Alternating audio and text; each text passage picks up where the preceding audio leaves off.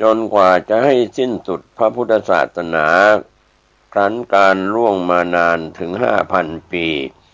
พระบรมธาตุทั้งหลายนี้จะเสด็จไปสู่รังกาเกาะเพื่อจะทรงสงเคราะห์แก่ชาวสิงหนให้เกิดสวัสดิมงคลด้วยการทำสักการะบูชาคุณครั้นถึงการพระพุทธศาสนาใกล้จะสิ้นสูญครบจำนวนถ้วน 5,000 ปีพระบรมธาตุทั้งหลายนี้จะเสด็จไปสู่เจดีย์สถานดำรงอยู่โดยจำเนียนการมิได้คลาดครั้นถึงการพระพุทธศักราชล่วงไปได้ 4,999 พรรษาเศษสังขยาเดือนล่วงได้11เดือนกับ22วันวันพฤหัสบดีเดือน6ขึ้น9ค่ำคิมหันตฤดูฤดูร้อนขออภัยคิมหันตฤดูปีชวดนักกษัตริย์อัฏฐศกเวลาใกล้รุ่งอรุโนไทยพระบรมธาตุทั้งหลายนี้ไซร้จะเสด็จไปสู่สถานที่สันนิบาตมิทันนานจะทรงทำยมกปาฏิหาริย์ด้วยพระพุทธฤทธิ์อันวิเศษบังเกิดเป็นพุทธนิเวศและพุทธวรกายสูงได้18 ศอกเปล่งพระรัศมีออก6 ประการทรงพระบวรสันฐานวิจิตรจำรัดศรีสุนทโรภาสทรงพระสิริวิราชอันเพลิดเพลินดวงพระพักตร์ผุดผ่องแผ้วดังสีทองธรรมชาติ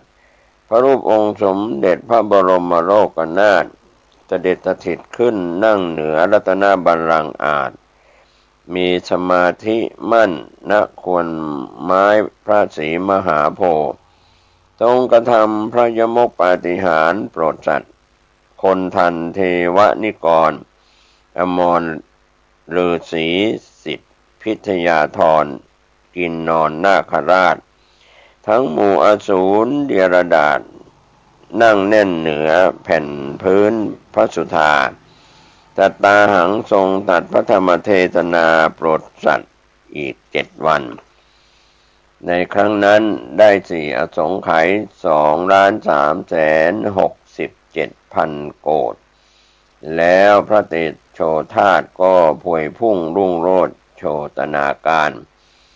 สังหารพระบรมสารีริกธาตุให้สิ้นสุดในวันพุธเดือน6ขึ้น15ค่ำคิมหันตฤดูปีชวดนักกษัตริย์อัฏฐศกพระพุทธศาสนาก็จะสิ้นบรรจบครบจำนวนถ้วน 5,000 พวสาอหังวันทามิทาตุโยข้าพเจ้าขอนอบน้อมนมัสการซึ่งพระบรมสารีริกธาตุทั้งหลายนี้ของสมเด็จพระสัมมาสัมพุทธเจ้านั้นอหังวันทามิสัพพโสข้าพเจ้าขอนอบน้อมนมัสการซึ่งองค์สมเด็จพระสัมมาสัมพุทธเจ้านั้นด้วยประการทั้งปวงสุวัตถิโหตุสัพพทาขอความสวัสดีจงมีแก่ข้าพเจ้าทั้งหลายในการทุกเมื่อเทินก็เป็นสาระธรรมบทนมัสการพระบรมสารีริกธาตุโดยเฉพาะที่กล่าวเป็นภาษาไทยอย่างต่อเนื่องเพื่อประเทืองสติปัญญาถึงการอวสานของพุทธศาสนามีพระบรมสารีริกธาตุและวันสิ้นสุดครบ 5,000 พวสาก็ถือว่าเทวดาอินพรหมยมยักษ์สรรพสัตว์ทั้งหลายน้อยใหญ่ก็จะได้ร่วมรับรู้รับทราบในการภายภาคหน้าก็ขออนุโมทนาในทานศีลภาวนาของทุกท่านที่ได้บำเพ็ญบารมีเพื่อให้บรรลุซึ่งความสิ้นไปหมดไปจากอาสวะกิเลสโดยทั่วหน้ากันในส่วนอานิสงส์การสร้างหนังสือเป็นธรรมทานท่านที่ถวายหนังสือธรรมะหรือพิมพ์หนังสือธรรมะแจกเป็นธรรมทานหรือให้ธรรมะเป็นทานในช่องทางต่างๆขอให้ท่านจงเกิด ความภาคภูมิใจเถิดว่าท่านได้ทำสิ่งที่มีคุณค่า9มงคลดังต่อไปนี้ข้อแรกได้ชื่อว่าเป็นผู้มีส่วนร่วมในการรักษาพระพุทธศาสนาให้ยั่งยืนวัฒนาถาวร2ได้ชื่อว่าเป็นผู้บำเพ็ญทานบารมีที่ยอดเยี่ยมคือธรรมทานบารมี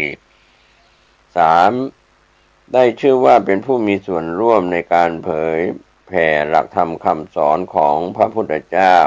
4ได้ชื่อว่าเป็นผู้มีส่วนร่วมในการสร้างความเห็นที่ถูกต้องสัมมาทิฏฐิ5ได้ชื่อว่าเป็นผู้มีส่วนร่วมในการส่งเสริมการปฏิบัติธรรมกรรมฐาน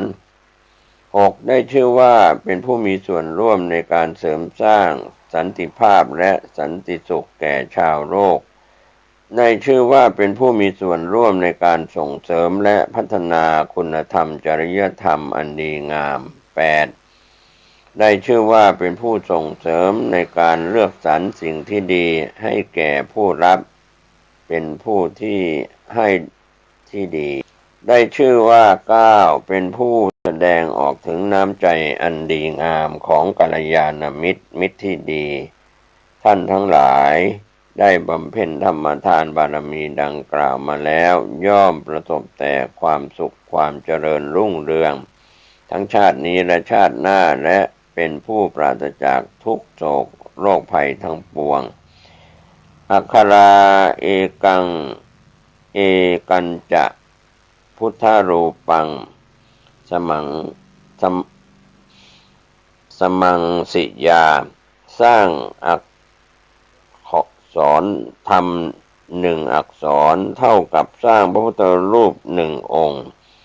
ก็เป็นที่มาจากสาธนวงศ์ฉบับพระปัญญาสามีปี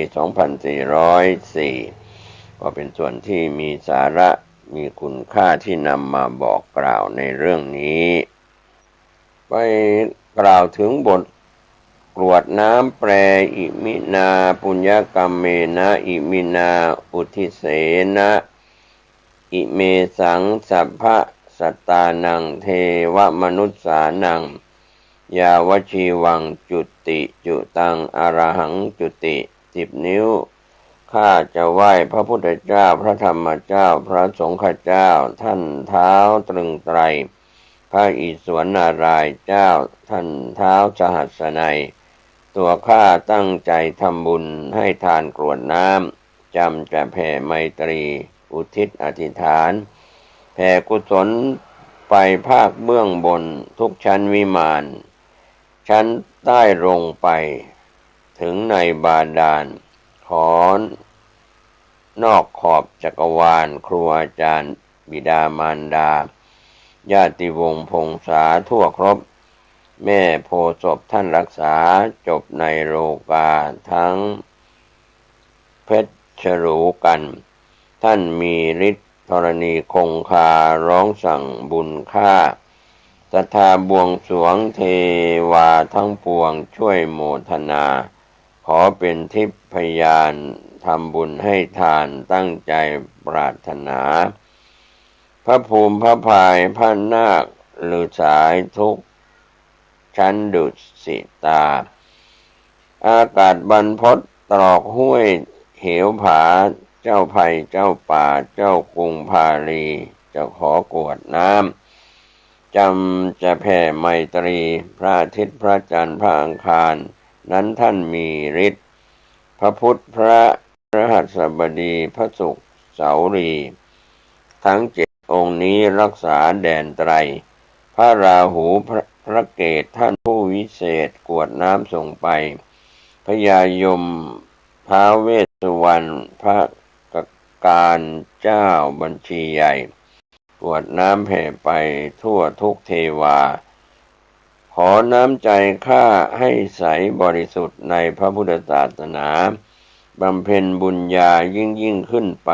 ศัตรูหมู่มารแผ่ไปกราบกรานขอเป็นมิตรพิสมัยอย่าผูกเวรกรรมคุ้มโทษโพยภัยพ ภายนอกภายในขอให้แห่งฉันถ้าแม้นมีชีวิตอยู่ขอให้ร่วมรู้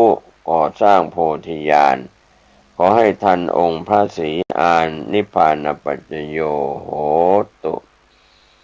บทแผ่เมตตาให้กับตนเองอหังสุขิโตโหมิขอให้ข้าพเจ้าจงเป็นผู้ถึงสุขอหังทุกนิทุกโขโหมิขอให้ข้าพเจ้าจงเป็นผู้ไร้ทุกข์อหังอเวโรโหมิขอให้ข้าพเจ้าจงเป็นผู้ไม่มีเวร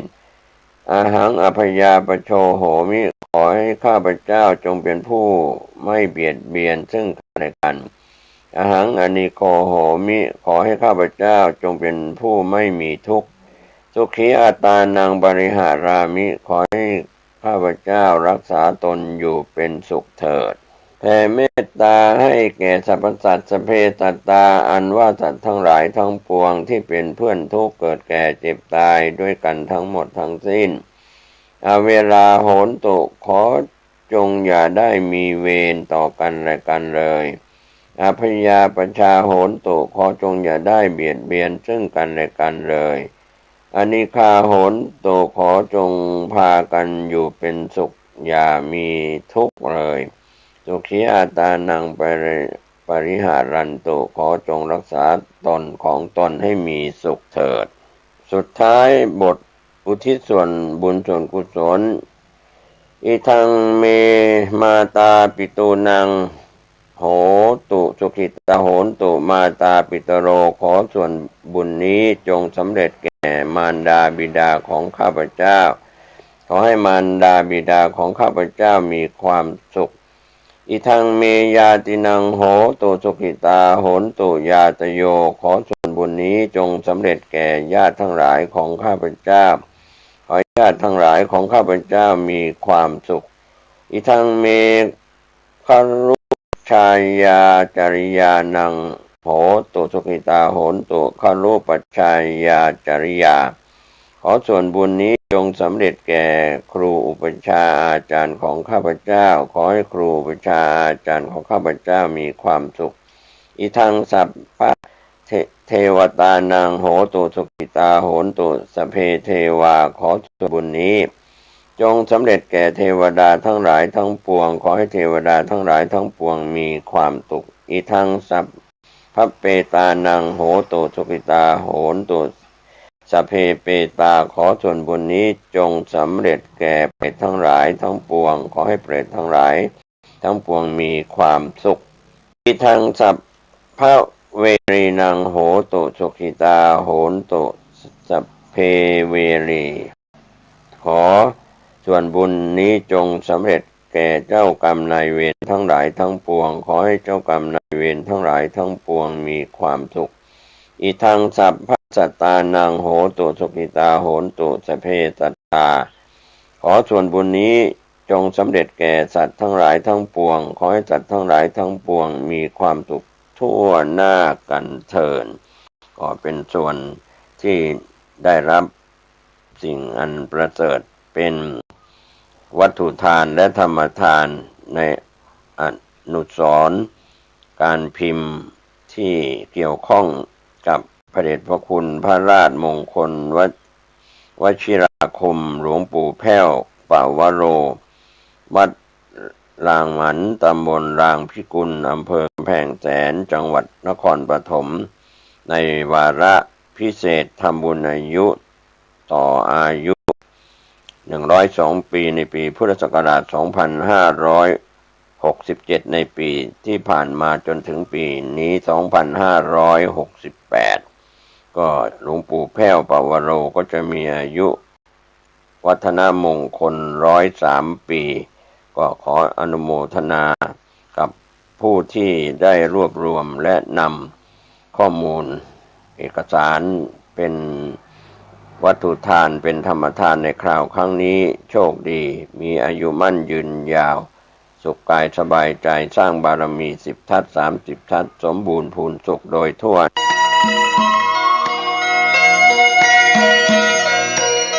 สารเพื่อการประชาสัมพันธ์โครงการปรับ ภูมิทัศน์และพัฒนาปรับพื้นที่รอบอุโบสถวัดป่าแดงมหาวิหารมติคณะกรรมการบริหารวัดป่าแดงมหาวิหารครั้งที่ 4/2567 ได้เห็นชอบและอนุมัติให้ดำเนินโครงการใช้เงินบริจาคและเงินสะสมของวัดเพื่อพัฒนาปรับพื้นที่